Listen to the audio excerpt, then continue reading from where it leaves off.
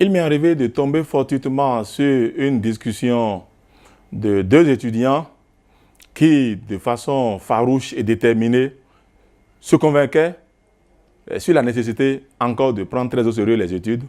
C'est pourquoi les parents ont chèrement investi pour les inscrire à conquérir le savoir élitiste. Selon eux, les discussions, les débats et les allures actuelles rattachées aux élections présidentielles nous montrent à foison que les valeurs sont décadentes. Nous expriment, si nécessité en était besoin, que seul l'argent règne en maître. Et aux enfants, à mes chers étudiants, de conclure qu'il faut aller rapidement chercher de l'argent, que de perdre son temps à étudier, et que demain peut-être, avec beaucoup de milliards, on peut devenir président de la République. Alors, cette discussion banale, à la limite, nous interpelle et doit interpeller l'analyse politique que nous sommes, éducateurs, formateurs et citoyens, pour nous demander effectivement, la République de demain doit être fondée sur quoi?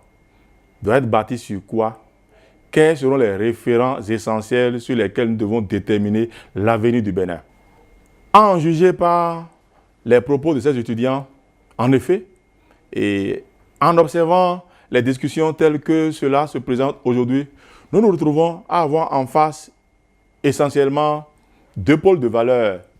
D'un côté, et malheureusement, les parents pauvres de la discussion politique, ceux qui ne comptent que sur les valeurs intrinsèques acquises de haute lutte à l'école, dans les universités, dans les institutions internationales financières, référents essentiels qui, en temps, auraient pu fonder effectivement à faire confiance pour conquérir ces valeurs telles que énoncées, telles que présentées par cette catégorie de gens qui concourent aujourd'hui, qui aspirent aujourd'hui à conquérir le pouvoir politique.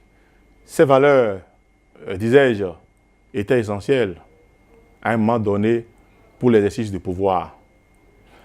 Parce que quoi qu'on dise, être président de la République, il est vrai, il apparaît évident qu'on peut se faire entourer de cadres élitistes, d'intellectuels chevronnés, bien formés, qui préparent les fiches pour vous, qui prennent les décisions pour vous, qui vous aident à manipuler les leviers essentiels pour le développement d'un pays.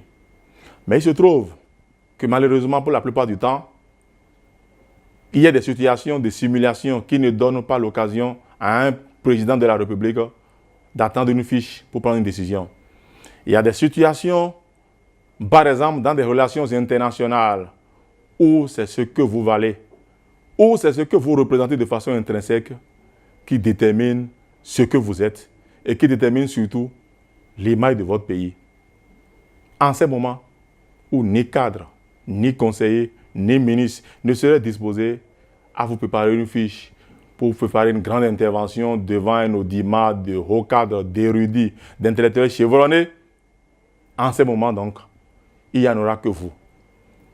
Et c'est en ce moment que je m'étais embarrassé un instant de la discussion de mes jeunes étudiants et je me suis demandé que quoi qu'on dise, les valeurs essentielles rattachées à la fonction intellectuelle ne sauraient représenter le nombre de milliards amassés qu'on pourrait avoir.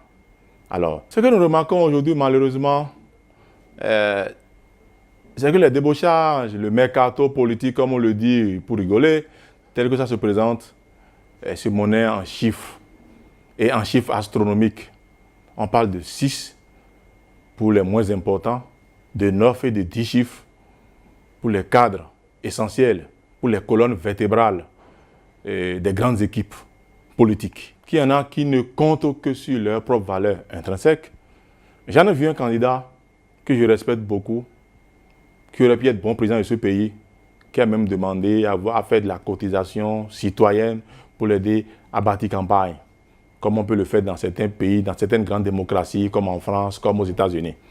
Malheureusement, s'il peut nous décrire la réalité de ces comptes qu'il a ouverts à cet effet, il n'y aura pas 10 ou 20 Béninois qui cotiseraient 1 centime pour l'aider. Puisqu'en face, on n'a pas besoin de cotiser. On vous demande de venir en prendre massivement.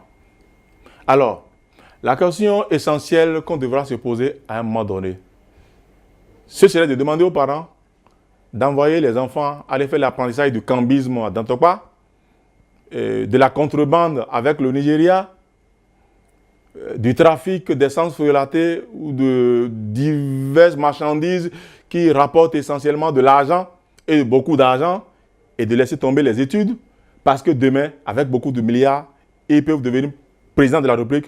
Ou doit-on continuer à fonder nos valeurs essentielles sur l'intelligible, l'intelligence, la tête bien faite, le savoir acquis de haute lutte? Mais la réponse de toute évidence aurait été plus facile de dire carrément qu'il faut plutôt courir derrière l'argent parce que facilement, on peut être président de la République. Et vous savez quoi? Ça nous règle un certain nombre de problèmes. Les syndicalistes qui grèvent, ils réclament argent sur argent. Ils sont prêts à jeter les craies, à ne pas aller à l'école. Mais à quoi ça sert de payer encore davantage de l'argent aux syndicalistes s'il y a moyen de ne pas aller à l'école et d'être riche et de devenir président de la République? On est tenté de choisir cette solution facile. Mais j'ai des craintes pour la République. J'ai des craintes pour les mailles du Bénin. J'ai des craintes pour le quartier latin de l'Afrique. J'ai des craintes pour ce que nous sommes, pour ce que nous fûmes, pour ce que nous serons. J'ai des craintes parce que je pense que la valeur fondamentale qui fonde le Bénin, cette valeur est au-delà de l'argent, est au-delà de la matière. Cette matière aujourd'hui qui gouverne le sens. Ces valeurs essentielles pour lesquelles aujourd'hui on est obligé de monnayer sa conscience, sa bonne conscience. Aujourd'hui, disons même de vendre son âme au diable, ces valeurs, à un moment donné. Moi, je crois et je suis persuadé que ces valeurs ne gouverneront pas le Bénin. Et que le Bénin sera gouverné essentiellement par des valeurs qui priment, par les valeurs qui nous rattacheront directement à ce que nous fûmes, à ce qu'a été ce Dahomey d'hier, Bénin d'aujourd'hui, envié de toutes parts, envié de tous les peuples du monde, Dahoméens qui parlaient jadis, qui étaient respectés jadis, dont le langage affolant, dont le langage élitiste, très raffiné, drainait du monde, soulevait la foule et attisait les convoitises. Moi, je rêve encore de ce Bénin et je pense que ces élections présidentielles ne me démentiront pas. À la prochaine.